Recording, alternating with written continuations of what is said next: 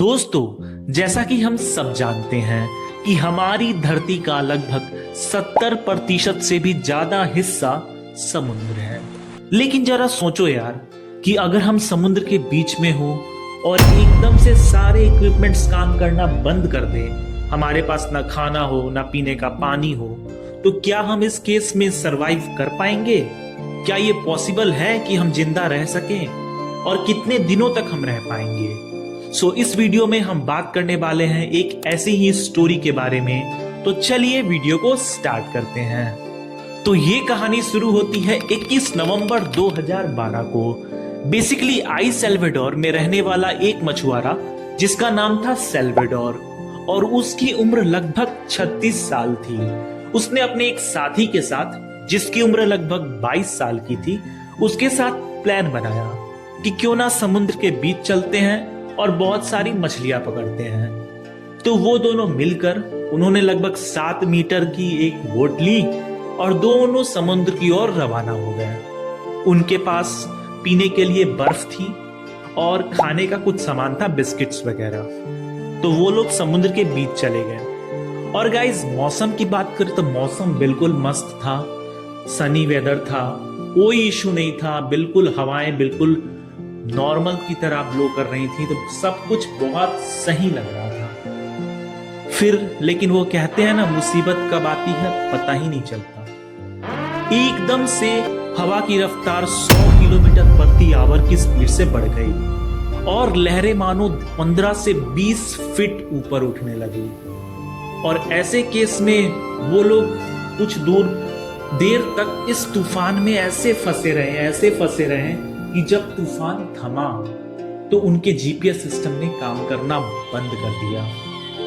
आप इमेजिन करो गाइस, आप समुद्र के बीच हो, चारों तरफ पानी है और आपका जीपीएस सिस्टम काम करना बंद कर दे, तो इसका मतलब है आप समुद्र में खो चुके हो। आप कुछ नहीं कर सकते, आप किसी से कोई कांटेक्ट नहीं कर सकते क्योंकि आपका जीपीएस सिस्टम ही नहीं है। और उनके पास लिमिटेड फूड की सप्लाई थी। तो इस केस में उन्होंने अपने जान को बचाने के लिए जो भी उनके पास खाने का सामान था, बिस्किट्स वगैरह, उन्होंने बिस्किट्स खाए। पीने के लिए उनके पास जो आइस था उसको मेल्ट करके उन्होंने पानी पिया। लेकिन ये सब ज्यादा दिनों तक नहीं चलने वाला था गाइस। और ऐसा ही हुआ। लगभग 2 से 3 दिन बाद उनका खाने का स्टॉक खत्म हो गया जो वो लाए थे। तब उन्होंने क्या किया, तब वो मछलियां पकड़ना स्टार्ट कर दिए समुद्र से। और उनके पास ऐसा कुछ इक्विपमेंट्स था नहीं कि वो फिश को पका सके, तो वो दोनों उसे कच्चा खाते थे। फिश को कच्चा खाना स्टार्ट कर दिया। और पीने के लिए जब बारिश आती थी तो उसका पानी वो इकट्ठा कर लेते थे और अपनी प्यास को बुझा लेते थे। लेकिन कभी कभी ऐसा भी होता था कि बारिश आई ही नहीं, उनके पास पानी है ही नहीं, और वो ऑब्वियसली समुद्र का पानी तो पी नहीं सकते। तो उस केस में उन्हें अपना पेशाब तक पीना पड़ता था गाइस।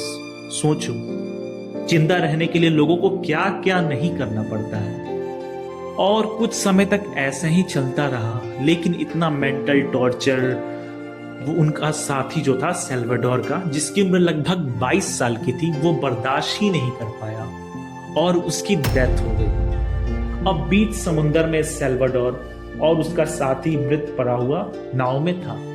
अब सेल्वाडोर को समझ नहीं आ रहा था कि क्या करूं यार, इसे समुद्र में दे दूं या फिर अपने साथ रखूं। वो बहुत दुखी था।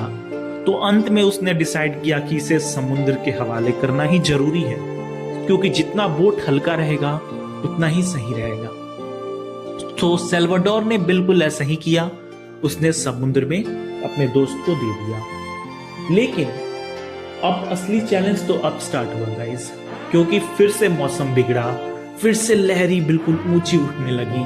लेकिन सेल्वाडोर ने हिम्मत नहीं हारी। वो किसी तरह बना बिल्कुल एकदम जोश के साथ लड़ता रहा।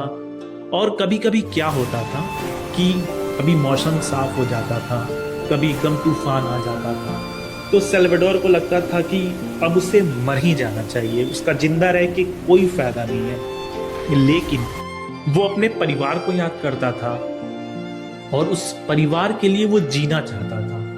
बस यही बात थी कि यही चीज सेल्वाडोर को रोकी हुई थी। और आगे चल के उसने पक्षियों को मारा और भी बहुत सारी जेलीफिश खाई, बिकॉज कुछ नहीं था खाने के लिए, और पीने के लिए खुद का पेशाब तक पिया। और ऐसा करते करते समुद्र में करीब 438 दिन बीत गए गाइस, 438 दिन। और फाइनली सेल्वाडोर एकदम कमजोर हो चुका था। अब उसे लगा कि अब कोई चांस नहीं है, लेकिन एकदम से आसमान में उसे एक पक्षी दिखाई दिया और उसने आंखें खोली तो उसका नाव एक आइलैंड के सामने रुका हुआ था।